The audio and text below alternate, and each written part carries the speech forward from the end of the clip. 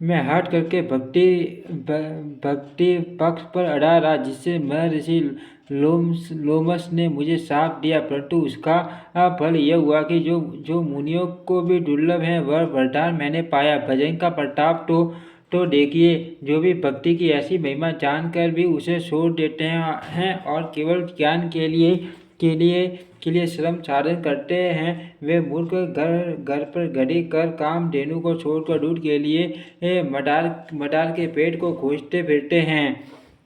हे पक्षीराज सुनिए, जो लोग श्री हरि की भक्ति को छोड़कर दूसरे उपाय से सुख चाहते हैं, वे मूर्ख और जड़ करने वाले अभागे बिना ही जहाज के तैरकर महासमुद्र के पार जाना चाहते हैं।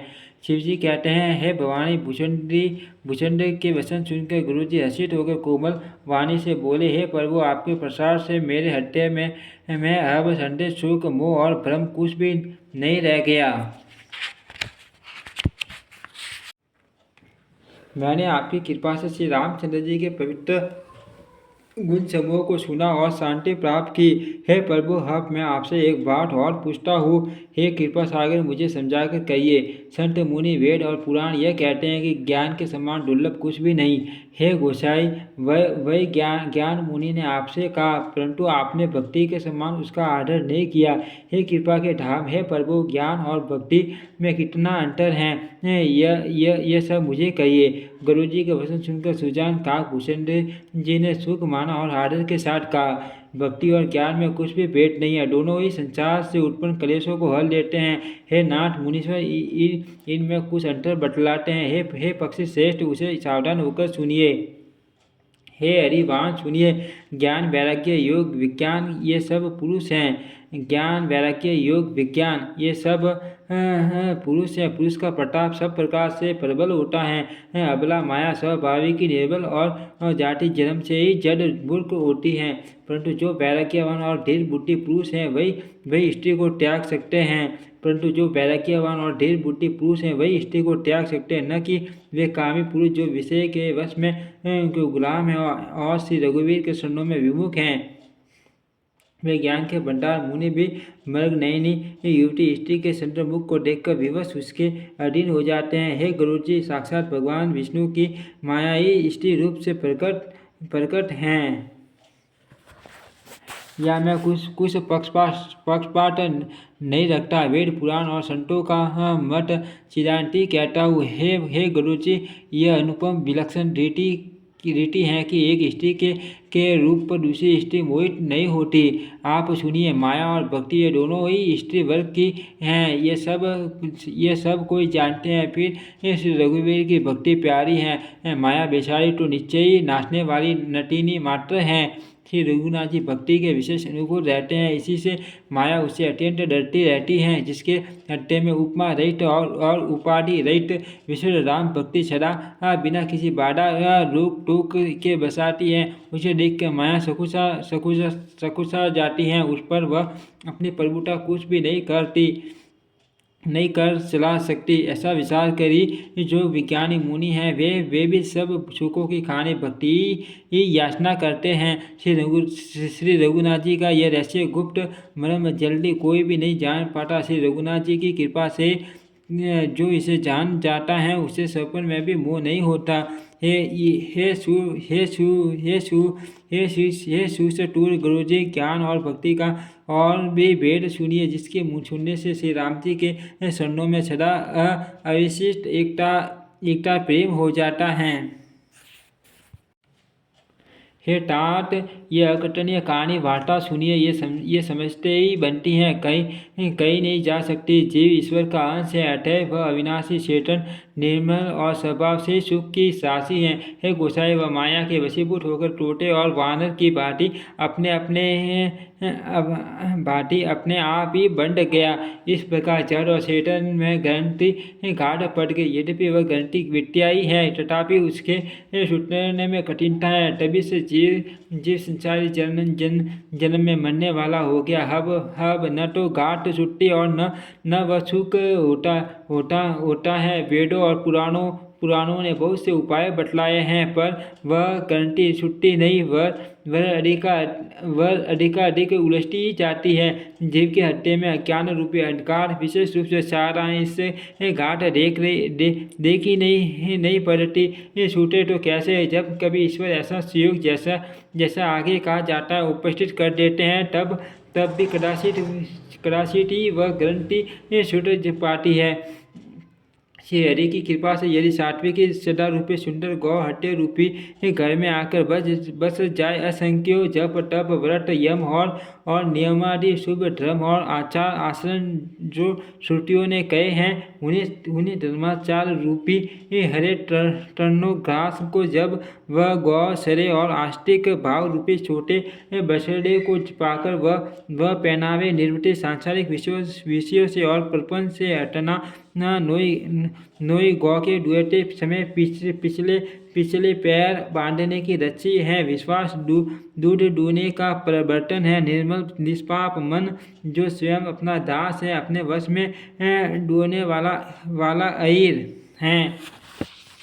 हे भाई, इस प्रकार धर्मचाल में प्रवृत्त सात्विकी श्रद्धा रूपी गौ से भाव निवृत्ति और वश में किए हुए निर्मल मन की सहायता से परम धर्म में दूध दूकर उसे निष्काम भाव रूपी अग्नि पर बलिपाटी उठावे, फिर क्षमा और संतोष रूपी हवा से उसे ठंडा करे और धैर्य तथा सम मन का निग्रह रूपी जामन देकर उसे जमावे, तब मुदिता प्रसन्नता रूपी कमोरी में तत्व विचार रूपी मटानी से दम इंद्रिय दमन के आधार पर दम रूपी खंभे आदि के सारे छट्टे और सुंदर वाणी रूपी रच्ची लगाकर उसे मटे और मट कर तब उसमें निर्मल सुंदर और अत्यंत पवित्र वैराग्य रूपी मक्खन निकाल ले, तब योगी रूप अग्नि प्रकट करके उसमें समस्त शुभाशुभ कर्म रूपी ईंधन लगा दे, सब कर्मों को योग रूपी अग्नि में भस्म कर दे। जब वैराग्य रूपी मक्खन का ममता रूपी मल जल जाए, तब बचे हुए ज्ञान रूपी ढी को निश्चयात्मिक बुद्धि से ठंडा करे, तब विज्ञान रूपिणी बुद्धि उसे ज्ञान रूपी निर्मल घी को पाकर उससे शीत रूपी दिए के भरकर समता की दिवट बनाकर उस पर उसे दृढ़ता पूर्वक जमा कर रखे। जागृत स्वप्न और सुषुप्ति तीनों अवस्थाएं और सत्व रज और तम तीनों गुण रूपी कपास से टूरिया अवस्था रूपी रुई को निकाल कर और फिर उसे आवार कर उसकी सुंदर कड़ी बत्ती बनावे।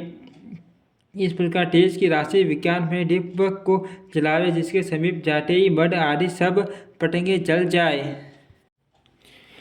जो समसी व ब्रह्मा मैं हूँ, जो अखंड तैल धारावत कभी न टूटने वाली भरती है, वही उस ज्ञान दीपक की परम प्रचंड दीपशिखा लौ है। इस प्रकार जब आत्मानुभव के सुख का सुंदर प्रकाश फैलता है, तब संसार के मूल भेद रूपी भ्रम का नाश हो जाता है और मान बलवती अविद्या के परिवार मोह आदि का अपार अंधकार मिट जाता है।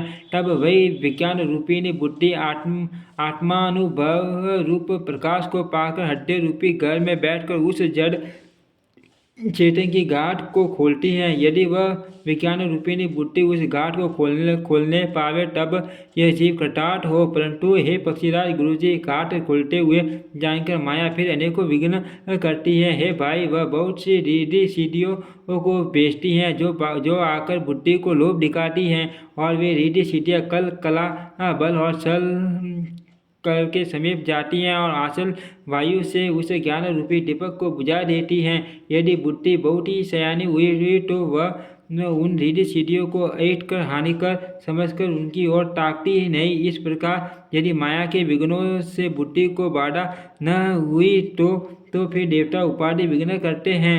इंद्रियों द्वारा हृदय रूपी घर के अनेकों झरोखे हैं, वहाँ प्रत्येक झरोखे पर देवता थाना किए अड्डा जमा कर बैठे हैं। जो ही वे विषय रूपी हवा को आते देखते हैं, त्यों ही हठपूर्वक किवाड़ खोल देते हैं।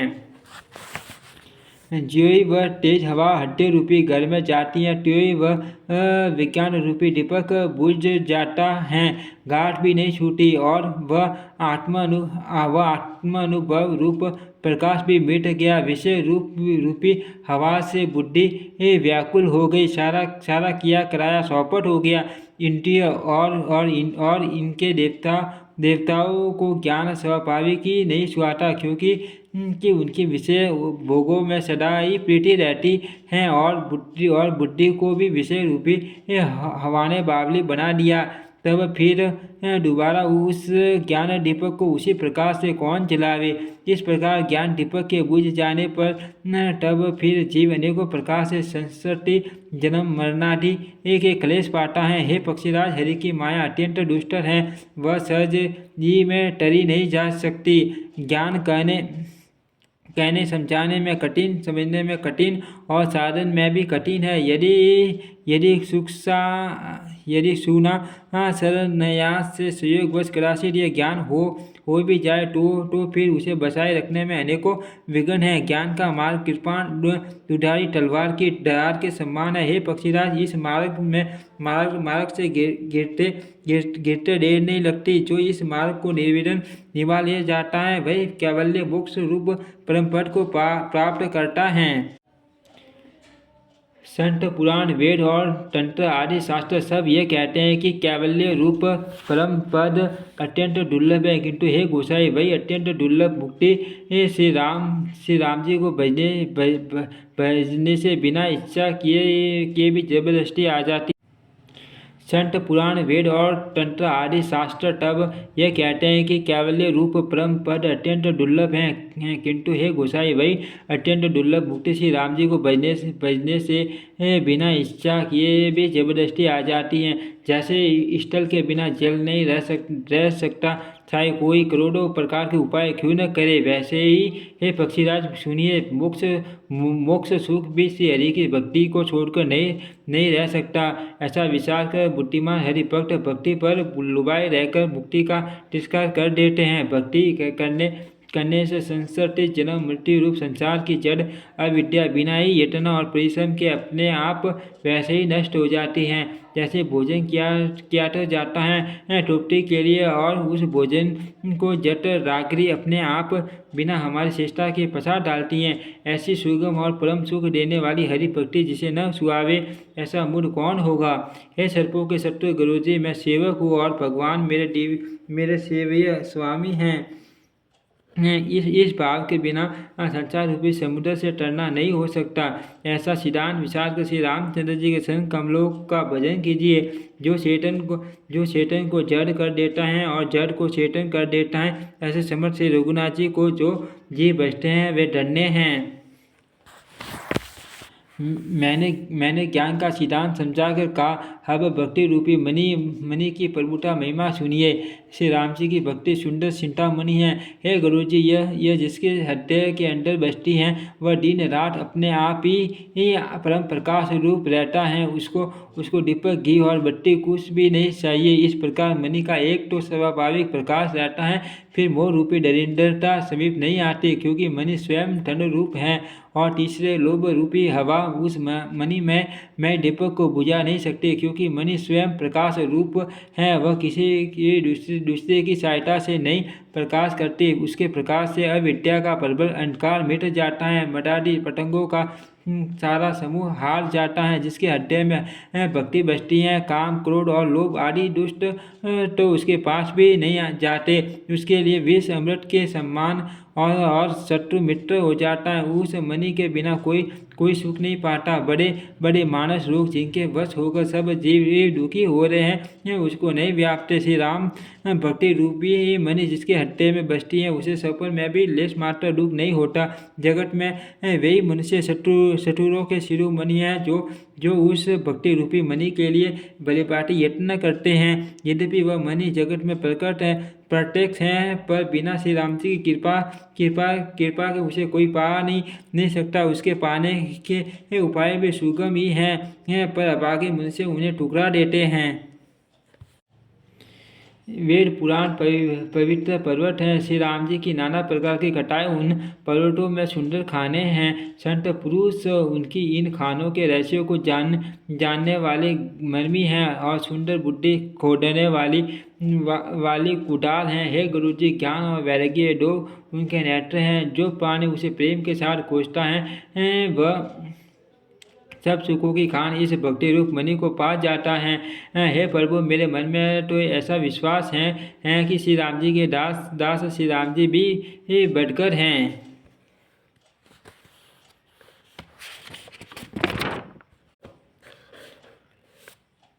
मेरे मन में तो ऐसा विश्वास है कि श्री राम जी के दास श्री राम जी से बढ़कर हैं। श्री रामचंद्र जी समुद्र हैं तो धीर संत पुरुष मेघ हैं। श्री हरिचंदन के वृक्ष हैं तो संत पवन हैं।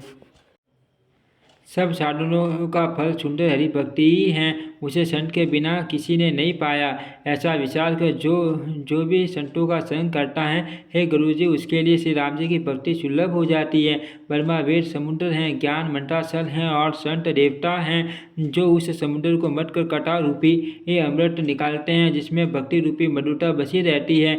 वैराग्य रूपी ढाल से अपने को बचाते हुए और ज्ञान रूपी तलवार से मद लोभ और मोह रूपी बैरियों को मारकर जो विजय प्राप्त करती हैं वह हरि भक्ति हैं। हे पक्षीराज, इसे विचार कर देखिए।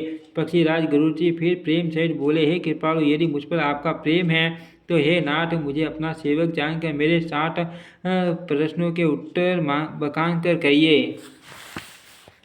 हे नाथ, हे धीर बुद्धि, पहले तो यह बताइए कि सबसे दुर्लभ कौन सा शरीर है, फिर सबसे बड़ा दुख कौन है और सबसे बड़ा सुख कौन है, यह भी विचार कर संक्षेप में कहिए। संत और संत का मर्म भेद आप जानते हैं, उनके सहज स्वभाव का वर्णन कीजिए। फिर कहिए कि श्रुतियों में प्रसिद्ध सबसे महान पुण्य कौन सा है और सबसे महान भयंकर पाप कौन है। फिर मानस लोगों को समझाकर कहिए, आप सर्वज्ञ हैं और मुझ पर आपकी कृपा भी बहुत है। काकभूषण जी ने कहा, हे तात, अत्यंत आदर और प्रेम के साथ सुनिए। मैं यह नीति संक्षेप से कहता हूँ। मनुष्य शरीर के समान कोई शरीर नहीं। यह सर असर सभी जीव उसकी याचना करते हैं। यह मनुष्य शरीर नरक, स्वर्ग और मोक्ष की सीढ़ी है तथा कल्याणकारी ज्ञान, वैराग्य और भक्ति को देने वाला है। ऐसे मनुष्य शरीर को धारण प्राप्त करके भी जो लोग श्री हरि का भजन नहीं करते और नीच विषयों में अनुरूप रहते हैं, वे पारस मणि को हाथ से फेंक देते हैं और बदले में कांच के टुकड़े ले लेते हैं। जगत में दरिद्रता के समान दुख नहीं है। जगत में दरिद्रता के समान दुख नहीं है तथा संतों के मिलने के समान जगत में सुख नहीं है। और हे पक्षीराज, मन, वसन और शरीर से परोपकार करना यह संतों का सहज स्वभाव है। संत दूसरों की भलाई के लिए दुख सहते हैं और अभागे संत दूसरों को दुख पहुँचाने के लिए कृपालु संत भोजन के वृक्ष समान दूसरों के हित के लिए भारी विपत्ति सहते हैं। अपनी खाल तक उड़वा लेते हैं, किंतु दुष्ट लोग कुशन की भांति दूसरों को बांटते हैं और उन्हें बांटने के लिए अपनी खाल खिंचवाकर विपत्ति सहकर मर जाते हैं। हे सर्पों के शत्रु गुरु जी, सुनिए। दुष्ट बिना किसी स्वार्थ के सांप और चूहे के समान अकारण ही दूसरों का अपकार करते हैं। वे प्राय संपत्ति का नाश करके स्वयं नष्ट हो जाते हैं, जैसे खेती का नाश करके ओले नष्ट हो जाते हैं। दुष्ट का अभ्युदय उनकी प्रसिद्ध अधम ग्रह केतु के उदय की भांति जगत के दुख के लिए ही होता है और संतों का अभ्युदय सदाई सुखकर होता है। जैसे चंद्रमा और सूर्य का उदय विश्व भर के लिए सुखदायक है। वेदों में अहिंसा को परम धर्म माना है और पर निंदा के समान भारी पाप नहीं। शंकर जी और गुरु की निंदा करने वाला मनुष्य अगले जन्म में मेंढक होता है और वह 1000 जन्म तक वही मेंढक का शरीर पाता है। ब्राह्मणों की निंदा करने वाला व्यक्ति बहुत से नरक भोग कर फिर जगत में कौवे का शरीर धारण करके जन्म लेता है। जो अभिमानी जीव देवताओं और वेदों की निंदा करते हैं, वे रौरव नरक नरक में पलटते हैं। संतों की निंदा में लगे हुए लोग उल्लू होते हैं, जिन्हें मोह रूपी रात्रि प्रिय होती है और ज्ञान रूपी सूर्य जिनके लिए बीत गया अस्त हो गया रहता है। जो मूर्ख मनुष्य सबकी निंदा करते हैं, वे सम का डर होकर जन्म लेते हैं। हे तात, अब मानस रोग सुनिए, जिनसे सब लोग दुख पाया करते हैं। सब लोगों की जड़ मोह अज्ञान है। वह उन व्याधियों से फिर और बहुत से शूल उत्पन्न होते हैं। काम वाट है, लोभ अपार बढ़ा हुआ कप है और क्रोध पीठ है, जो सदा साथी चलाता रहता है। यदि कहीं ये तीनों भाई वाट पीठ और कप पीटी कर ले मिल जाए तो दुखदायक शनि पाठ रोग उत्पन्न होता है। कठिनता से प्राप्त पूर्ण होने वाले जो विषयों के मनोरथ हैं, वे ही सब शूल कष्टदायक रोग हैं। उनके नाम कौन जानता है? अर्थात वे अपार हैं, ममता डाढ़ है, ईर्ष्या डाह है, दाग खुजली है, हर्ष विषाद गले के रोगों की अधिकता है, गल गंड कंठ माला या घेघा आदि रोग हैं। प्राय सुख को देखकर जो जलन होती है वही सही है। दुष्टता और मन की कुटिलता ही कोढ़ है। अहंकार अत्यंत दुख देने वाला डमरू घाट का रोग है। दंभ कपट बध और मान नरुआ नसों का रोग है। तृष्णा बड़ा भारी उदर वृद्धि जलोदर रोग है। तीन प्रकार पुत्र धन और मान की प्रबल इच्छाएं प्रबल तिजारी है। मठ सर और अविवेक दो प्रकार के च्यवन है। इस प्रकार अनेकों बुरे रोग हैं, जिन्हें कहाँ तक कहूँ। एक ही रोग के वश होकर मनुष्य मर जाते हैं। फिर ये तो बहुत से असाध्य रोग हैं। ये जीव को निरंतर कष्ट देते रहते हैं। ऐसी दशा में वह हमारी शांति को कैसे प्राप्त करे? नियम धर्म आचार उत्तम आचरण तप ज्ञान यज्ञ जप दान तथा और भी करोड़ों औषधियाँ हैं, परंतु हे गुरुजी, उनमें से ये रोग नहीं जाते। इस प्रकार जगत में समस्त जीव रोगी हैं, जो शोक हर्ष भय प्रीति और वियोग के दुख से और भी दुखी हो रहे हैं। मैंने ये थोड़े से मानस रोग कहे हैं। ये हैं तो सबको परंतु इन्हें जान पाए हैं कोई विलेयी प्राणियों को जलाने वाले ये पापी रोग जान लिए जाने से कुछ सीन अवश्य हो जाते हैं, परंतु नाश को नहीं प्राप्त होते। विषय रूप कपट्य पाकर ये मुनियों के हृदय में भी अंकुरित हो उठते हैं। तब बेचारा साधारण मनुष्य तो क्या चीज है। यदि श्री राम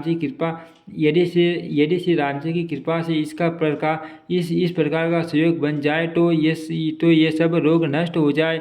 छद गुरु रूपी वैद्य के वचन में विश्वास हो विषयों की आशा न करे, यही स्वयं परहेज हो। हे रघुनाथ जी की भक्ति संजीवनी जड़ी है। सदा से पुण्य बुद्धि अनुमान दवा के साथ लिया जाने वाला मधु आदि हैं। इस प्रकार का सहयोग हो तो वे रोग भले ही नष्ट हो जाए, नहीं तो करोड़ों प्रयत्नों से भी नहीं जाते हैं। गोसाई मन को निरोग हुआ तब जाना चाहिए, जब हृदय में वैराग्य का बल बढ़ जाए, उत्तम बुद्धि रूपी भूख नीत नहीं बढ़ती रहे और विषयों की सासा रूपी दुर्बलता मिट जाए। इस प्रकार सब रोगों से छूटकर जब मनुष्य निर्मल ज्ञान रूपी जल में स्नान कर लेता है, तब उसके हृदय में राम भक्ति सा रहती है। शिवजी, ब्रह्मा जी, सुखदेव जी, सनकादि और नारद आदि ब्रह्म विचार में परम निपुण जो मुनि हैं, हे पक्षीराज, उन सब का मत यही है कि श्री राम जी के शरण कमलों में प्रेम करना चाहिए। श्रुति पुराण और सभी ग्रंथ कहते हैं कि श्री रघुनाथ जी की भक्ति के बिना सुख नहीं है।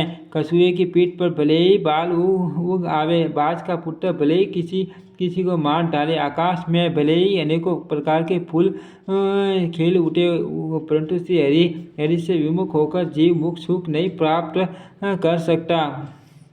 मृग तृष्णा के जल को पीने से भले ही प्यास बुझ जाए, खरगोश के सिर पर भले ही सींग निकल आवे, अंधकार भले ही सूर्य का नाश कर दे, परंतु श्री राम से विमुख होकर जीव सुख नहीं पा सकता। बर्फ से भले ही अग्नि प्रकट हो जाए, ये सब अनहोनी बातें चाहे हो जाए, परंतु श्री राम से विमुख होकर कोई भी सुख नहीं पा सकता। जल को मथने से भले ही घी उत्पन्न हो जाए और बालू को पेरने से भले ही टेल निकल आए, परंतु श्री हरि के भजन के बिना संसार रूपी समुद्र से नहीं टरा जा सकता। यह सिद्धांत अटल है। प्रभु मच्छरों को बर्मा कर सकते हैं और बर्मा को मच्छर से भी ठूस बना सकते हैं ऐसा विचार कर चतुर पुरुष सब संदेह त्याग कर श्री राम जी को ही बचते हैं।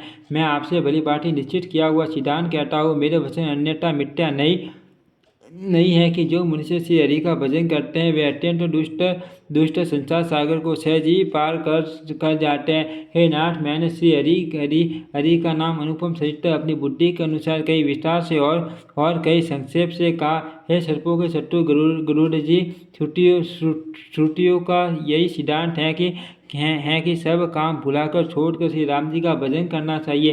प्रभु श्री रघुनाथ जी को छोड़कर और किसी का सेवन भजन किया जाए जिनका मुझ जैसे मूर्ख पर भी मम तत्व स्नेह है। हे नाथ, आप विज्ञान रूप हैं, आपको मोह नहीं है। आपने तो मुझ पर बड़ी कृपा की, जो आपने मुझसे सुखदेव जी और शंकरी और शिव जी के मन को प्रिय लगने वाली अति पवित्र राम कथा पूछी। संसार में घड़ी भर का अथवा पल भर का एक बार का भी सत्संग दुर्लभ है। हे गुरु जी, अपने हृदय में विचार कर देखिए, क्या मैं श्री राम जी के भजन का अधिकारी हूँ? पक्षियों में सबसे नीच और सब प्रकार से अपवित्र हूँ, परंतु ऐसा होने पर भी प्रभु ने मुझको सारे जगत को पवित्र करने वाला प्रसिद्ध कर दिया, अथवा प्रभु ने मुझको जगत प्रसिद्ध पावन कर दिया।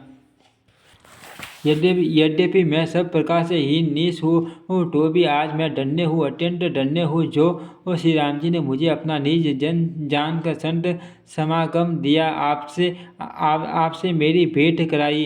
हे नाथ, मैंने अपनी बुद्धि के अनुसार का कुछ भी छिपा नहीं रखा, फिर भी श्री रघुवीर के चरित्र समुद्र के समान है, क्या उनकी कोई ठा पा सकता है? श्री रामचंद्र जी के बहुत से गुण समूह का स्मरण करके सुजान भूषण जी बार बार हर्षित हो रहे हैं, जिनकी महिमा वेदों ने नेटी नेटी कहकर गाई है, जिनका बल प्रताप और प्रभुत्व सामर्थ्य अतुल्य है, जिन श्री रघुनाथ जी के शरण शिव जी और ब्रह्मा जी के द्वारा पूज्य हैं, उनकी मुझ पर कृपा होनी उनकी परम कोमलता है। किसी का ऐसा स्वभाव कहीं नहीं सुनता हो न देखता हो। अर्थ, हे पक्षीराज गुरु जी, मैं श्री रघुनाथ जी के समान किसे गिनूं समझो।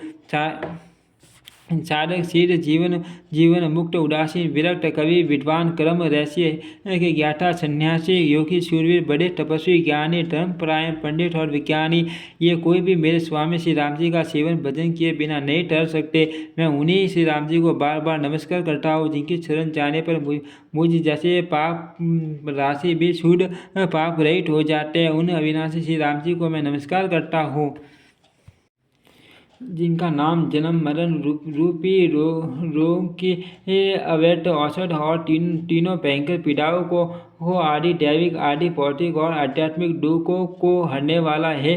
वे कृपालु श्री राम जी मुझ पर और आप पर सदा प्रसन्न रहे। भूषण जी के मंगलमय वचन सुनकर और श्री राम जी के चरणों में उनका अतिशय प्रेम देखकर संदेश से भली भांति छूटे हुए गुरु जी प्रेम से वचन बोले,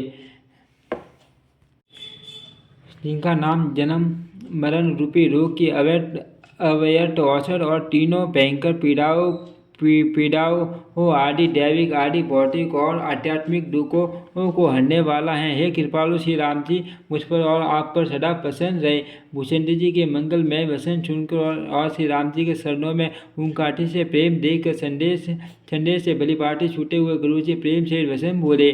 श्री रघुवीर के भक्ति रस में सनी हुई आपकी वाणी सुनकर मैं करते हो गया। श्री राम जी के शरणों में मेरी नवीन प्रीति हो गई और माया से उत्पन्न सारी विपत्ति चली गई। मोह रूपी समुद्र में डूबते हुए मेरे लिए आप जहाज हुए। हे नाथ, आपने मुझे बहुत प्रकार से सुख दिए, परम सुखी कर दिया।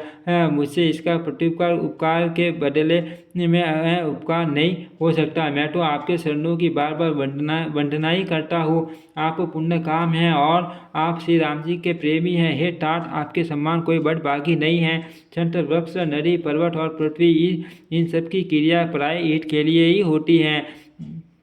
संतों का हृदय मक्खन के समान होता है, ऐसा कवियों ने कहा, परंतु उन्होंने असली बात कहना ही नहीं जाना, क्योंकि मक्खन तो अपने को टाप मिलने से पिघलता है और परम पवित्र संत दूसरों के दुख से पिघल जाते हैं। मेरा जीवन और जन्म सफल हो गया, आपकी कृपा से सब संदेह चला गया, मुझे सदा अपना दास ही जानिएगा। शिवजी कहते हैं, हे उमा पक्षी श्रेष्ठ गुरुजी बार बार ऐसा कह रहे हैं। उन भूषण देव जी के शरणों में प्रेम से सिर नवाकर और हृदय में श्री रघुवीर को धारण करके श्री धीर बुद्धि गुरु जी तब वैकुंठ चले गए। हे गिरिजे संत समागम के सम्मान हे गिरिजे संत समागम के सम्मान दूसरा कोई लाभ नहीं है, पर वह संत समागम श्री हरि की कृपा के बिना नहीं हो सकता, ऐसा वेद और पुराण गाते हैं। मैंने यह परम पवित्र इतिहास कहा, जिससे कानों से सुनते ही भव पास संसार के बंधन छूट जाते हैं और शरणागतों के उनके इच्छा अनुसार फल देने वाले कल्प वृक्ष तथा दया के समूह श्री राम जी के शरण कमलों में प्रेम उत्पन्न होता है। जो कान और मन लगाकर इस कथा को सुनते हैं, उनके मन वसन और कर्म शरीर से उत्पन्न सब पाप नष्ट हो जाते हैं। तीर्थ यात्रा आदि बहुत से साधन, योग वैराग्य और ज्ञान में निपुणता, अनेकों प्रकार के कर्म धर्म व्रत और दान, अनेकों संयम दम जप तप और यज्ञ, प्राणियों पर दया, ब्राह्मण और गुरु की सेवा, विद्या विनय और विवेक की बढ़ाई आदि जहाँ तक वेदों ने साधन बतलाए हैं, हे भगवान, उन सब का फल श्री हरि की भक्ति है। किंतु श्रुतियों में गाई हुई वह श्री रघुनाथ जी की भक्ति श्री राम जी की कृपा से किसी एक विल्ले नहीं पाई है। किंतु जो मुनि से विश्वास मांग कर यह कथा निरंतर सुनते हैं, वे बिना ही परिश्रम उस मुनि दुर्लभ हरिभक्तों को प्राप्त कर लेते हैं, जिसका मन श्री राम जी के शरणों में अनुरूप है। वही सर्वज्ञ सब कुछ जानने वाला है, वही गुणी है, वही ज्ञानी है, वही पृथ्वी का भूषण पंडित और ज्ञानी है, वही धर्मपरायण है और वही कुल का रक्षक है। जो छल छोड़कर श्री रघुवीर का भजन करता है, वही नीति में निपुण है, वही परम बुद्धिमान है। उसी ने वेदों के सिद्धांतों को भली भांति जाना है। वही कवि, वही विद्वान तथा वही रणधीर है। वह देश धन्य है जहाँ श्री गंगा जी हैं। वह स्त्री धन्य है जो पतिव्रत धर्म का पालन करती है। वह राजा धन्य है जो न्याय करता है, और वह ब्राह्मण धन्य है जो अपने धर्म से नहीं दिखता। वह धन धन्य है जिसकी पहली गति होती है, जो दान देने में व्यय होता है। वह बुद्धि धन्य है और परिपक्व है, जो पुण्य में लगी हुई है। वह घड़ी धन्य है जो जब सत्संग हो, और वह जन्म धन्य है जिसमें ब्राह्मण की अखंड भक्ति हो। धन की 3 गलतियाँ होती हैं, दान, भोग और नाश। दान उत्तम है, भोग मध्यम है और नाश नीच गति है। जो पुरुष न देता है न भोगता है, उसके धन की तीसरी गति होती है। हे उमा सुनो, वह कुल धन्य संसार भर के लिए पूज्य है और परम पवित्र है, जिसमें श्री रघुवीर प्रायण अन्य राम भक्त विनम्र पुरुष उत्पन्न हो। मैंने अपनी बुद्धि के अनुसार ये कथा कही, यद्यपि पहले इसको छिपा कर रखा था। जब तुम्हारे मन में प्रेम की अधिकता देखी, तब मैंने श्री रघुनाथ जी की यह कथा तुमको सुनाई। यह कथा उनसे न कहनी चाहिए जो चट धूर्त हो हठी स्वभाव के हो और श्री हरि की लीला को मन लगाकर न सुनते हो। लोभी, क्रोधी और कामी को जो सरासर के स्वामी श्री राम जी को नहीं बचते, यह कथा नहीं कहनी चाहिए। ब्राह्मणों के द्रोही को यदि वह देवराज इंद्र के समान ऐश्वर्यवान राजा भी हो, तब भी यह कथा कभी न सुनानी चाहिए। श्री राम जी की कथा के अधिकारी वे ही हैं जिनको सत संगति अत्यंत प्रिय हैं, जिनकी गुरु के शरणों में प्रीति है, जो नीति प्रायण है और ब्राह्मणों के सेवक हैं, वे इसके अधिकारी हैं। और उसको तो ये कथा बहुत ही सुख देने वाली है, जिसको श्री रघुनाथ जी प्राण के समान प्यारे हैं। जो श्री राम जी के शरणों में प्रेम चाहता है हो या मोक्ष पद चाहता हो, वह इस कथा रूपी अमृत को प्रेम पूर्वक अपने कान रूपी दोनों से पिए। हे गिरिजे, मैंने कलयुग के पापों का नाश करने वाली और मन के मल को दूर करने वाली राम कथा का वर्णन किया। यह राम कथा संसति जन्म मरण रूपी रोग के नाशक के लिए संजीवनी जड़ी है। वेद और विद्वान पुरुष ऐसा कहते हैं। इसमें 60 सुंदर सीढ़ियाँ हैं जो श्री रघुनाथ जी के भक्ति भक्ति को प्राप्त करने के मार्ग हैं, जिस पर श्री हरि की अत्यंत कृपा होती है। वही इस मार्ग पर पैर रखता है। जो कपट छोड़कर ये कटा गाते हैं, वे मनुष्य अपने मन कामना की सीढ़ी पा लेते हैं। जो इसे कहते सुनते और अनुमोदन प्रशंसा करते हैं, वे संसार रूपी समुद्र को गौ की खुर से बने हुए गड्ढे की पार्टी पार कर जाते हैं। याज्ञवल्क्य जी कहते हैं, सब कथा सुनकर श्री पार्वती जी के हृदय को बहुत ही प्रिय लगी और वे सुंदर वाणी बोली, स्वामी की कृपा से मेरा संदेह जाता रहा और श्री राम जी के शरणों में नवीन प्रेम उत्पन्न हो गया। हे विश्वनाथ, आपकी कृपा से अब मैं कृतार्थ हो गई। मुझ में ढूंढ राम भक्ति उत्पन्न हो गई और मेरे संपूर्ण क्लेश बीत गए, नष्ट हो गए। ये शंभु उमा का ये कल्याणकारी सवाल सुख उत्पन्न करने वाला और शोक का नाश करने वाला है, जन्म मरण का अंत करने वाला, संदेहों का नाश करने वाला, भक्तों को आनंद देने वाला और संत पुरुषों को प्रिय है। जगत में जो जितने भी रामोपासक है उनको तो इस राम कथा के समान कुछ भी प्रिय नहीं है। श्री रघुनाथ जी की कृपा से मैंने यह सुंदर और पवित्र करने वाला चरित्र अपनी बुद्धि के अनुसार गाया। तुलसीदास जी कहते हैं, इस कली काल में योग यज्ञ जप तप व्रत और पूजन आदि कोई दूसरा साधन नहीं है। बस श्री राम जी का ही स्मरण करना, श्री राम जी का ही गुणगान करना और निरंतर श्री राम जी के ही गुण समूह को सुनना चाहिए। पतितों को पवित्र करना, जिनका मान प्रसिद्ध बाना है, ऐसा कवि वेद संत और पुराण गाते हैं रे मन कुटिलता त्याग कर उन्हीं को भज। श्री राम को भजने से किसने परम गति नहीं पाई।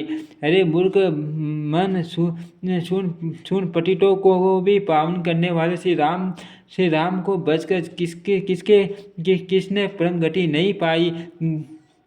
गणिका, अजामिल, व्याग, गिर, गज आदि बहुत से दुष्टों को उन्होंने टार दिया। आबिर यवन, किराट, खस,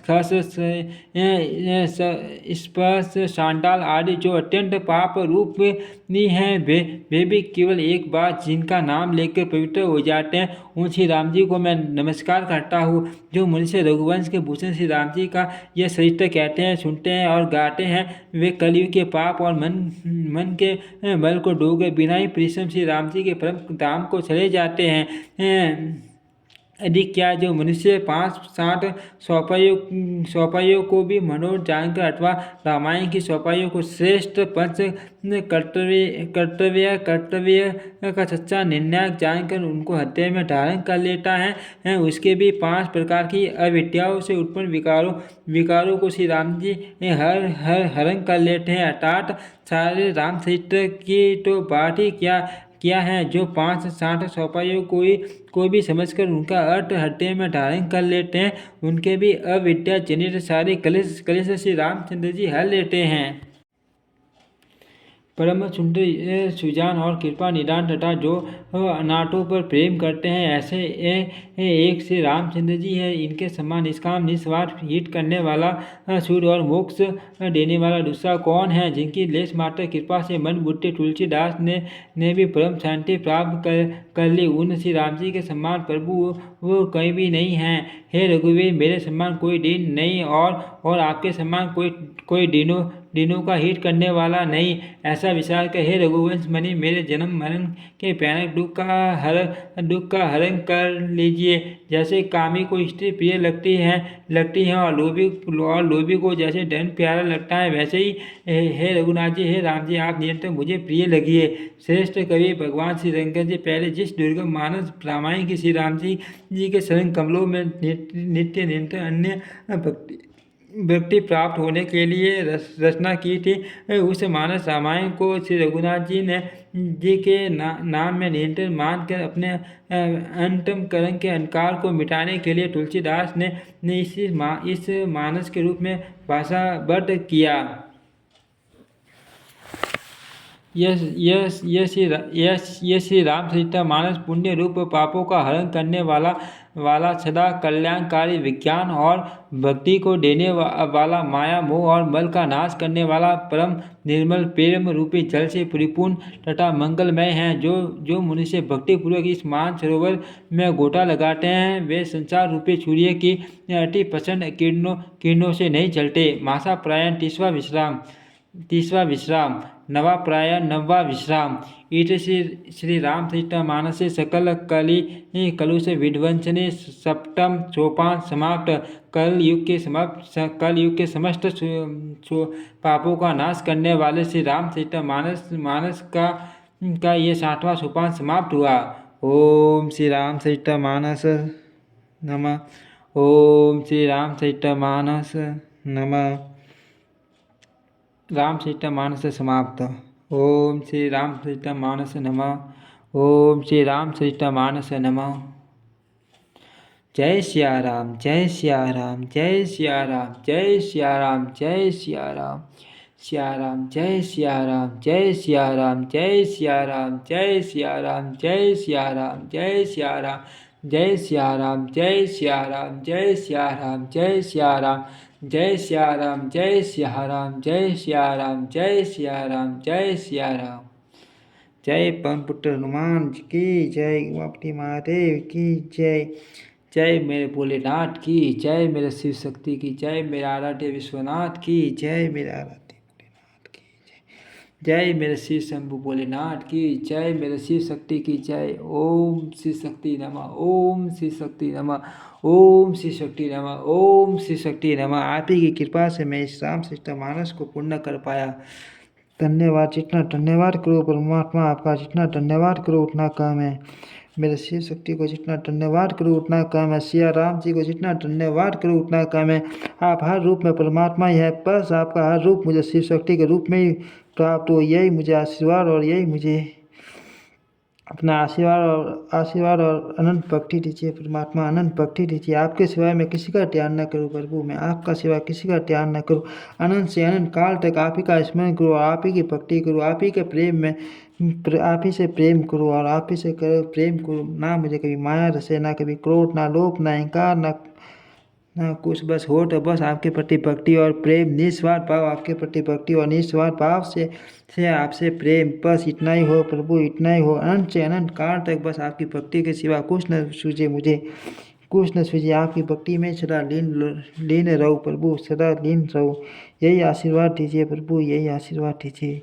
अपने से कभी मुझे जुड़ा न कीजिएगा, सदैव मुझे अपना दास, अपना सेवक बना कर रखिएगा प्रभु, कभी मुझसे जुड़ा न होइएगा। मैं नहीं जानता मैं कौन हूँ और क्या हूँ, बस मैं इससे इतना जानता हूँ, बस मैं आपका सेवक और आपका दास हूँ। इसके सिवा ना मैं कभी किसी का कुछ हूँ, ना कभी का कुछ हो सकता हूँ। मैं आपके सिवा किसी का कभी कुछ नहीं लगता है प्रभु। मैंने आप ही को अपना गुरु, आप ही को अपना माता, आप ही को अपने पिता, आप ही को अपना सब कुछ माना। हे मेरे शिव शक्ति, मेरे आपके समान मेरा प्रिय इस जगत में कोई नहीं। आप ही को मैं बचता हूँ और आप ही को हर रूप में देखता हूँ और आप ही को मैं सिया राम के रूप में और आप ही को मैं राधा कृष्ण के रूप में और आप ही को मैं अपने माता के पिता के रूप में और आप ही को मैं अपने जगत के हर जीव और हर प्राणी और हर कण कण के रूप में आप ही को देखता हूँ। और मैं अपने शिव शक्ति को पूर्ण रूप से समर्पण करके अपनी भक्ति उन्हीं को समर्पित करता हूँ और पूर्ण रूप से उन्हीं का आशीर्वाद लेता हूँ। हर रूप में शिव शक्ति को मैं बचता हूँ। बस मेरा शिव शक्ति मेरे लिए मेरे जगत का आधार है। बस उसी एक इस नाम से मैं अपने भक्ति साक्षात परमात्मा को पूर्ण रूप से समर्पित करता हूँ। बस मुझे अनंत से अनंत काल तक निस्वार्थ भाव से भक्ति दे, बस भक्ति दे, बस भक्ति दे, बस और उनके प्रति निस्वार्थ भाव से प्रेम करने की शक्ति दे हुए। बस अनंत काल से अनंत काल तक अपने परमात्मा की भक्ति करूँ और अपने परमात्मा के सिवाय मैं किसी का चिंतन न करूँ, किसी का चिंतन न करूँ। अपने शिव शक्ति के सिवाय मैं किसी का चिंतन न करूँ, किसी का चिंतन न करूँ। बस हर रूप में मुझे वही प्राप्त हो, हर कण में, मेरे हर दरोर में, मेरे हर सांस में, मेरे हर रग में, मेरे हर ब्लड में, मेरे हर खून में, मेरे हर रगों में, बस शिव शक्ति के सिवाय मुझे कुछ न सूझे। बस शिव कृष्ण के सिवाय मुझे कुछ न सूझे। शिव शक्ति मेरा संपूर्ण आधार है, शिव शक्ति से ही मेरी पहचान है, शिव शक्ति से ही मेरा सब कुछ अस्तित्व है, शिव शक्ति से ही मेरा जगत का आधार एक शिव शक्ति है जिससे मैंने अपने कंठ पर धारण कर रखा है। ऐसी शक्ति है जिसे मैंने अपने हड्डियों में धारण करके रखा है। ऐसी शक्ति है जो मेरे रगों में बैठी है। ऐसी शक्ति है जिसका स्वरूप मैंने चारों युगों, चारों कालों, चारों अनंत से अनंत काल तक देखा है। ऐसी शक्ति है जिसकी मैंने अनंत से अनंत काल तक भक्ति की। ऐसी शक्ति है जो मेरे रगों में दौड़ता है। ऐसी शक्ति है जिसको मैं कभी भूल नहीं सकता। ऐसी शक्ति है जिसे मैंने सट अनंत से अनंत काल तक उनकी भक्ति की है। हे ऐसी शक्ति, अगर मैंने कभी कुछ भी गलती की हो तो क्षमा चाहता हूँ। हे प्रभु, मैंने आपकी श्री रामचरितमानस में भूलकर भी कोई भी पढ़ने में या समझने में कोई गलती की हो तो क्षमा चाहता हूँ। और आपकी यह लीला जगत तक पहुँचाने के लिए आप ही का आदेश था और आप ही ने ये सब किया। मैंने तो कुछ नहीं किया, मैंने तो बस आपकी भक्ति करने का किया। बस प्रभु, आपके भक्ति के सिवाय मैंने कुछ नहीं किया। ये सब आप ही की लीला से हुआ और आप ही ने किया। मैंने तो बस एक निर्मित मात्र बना। सब आप ही के आशीर्वाद से उठा है। बस सब आप ही के आशीर्वाद से उठे। मुझे आपके सिवाय किसी का नहीं सोचता है प्रभु। मुझसे कभी जुदा ना होइएगा प्लीज़, मुझसे प्लीज़ प्लीज़ प्लीज़ प्रभु। ओम श्री राम सीता मानस नमः।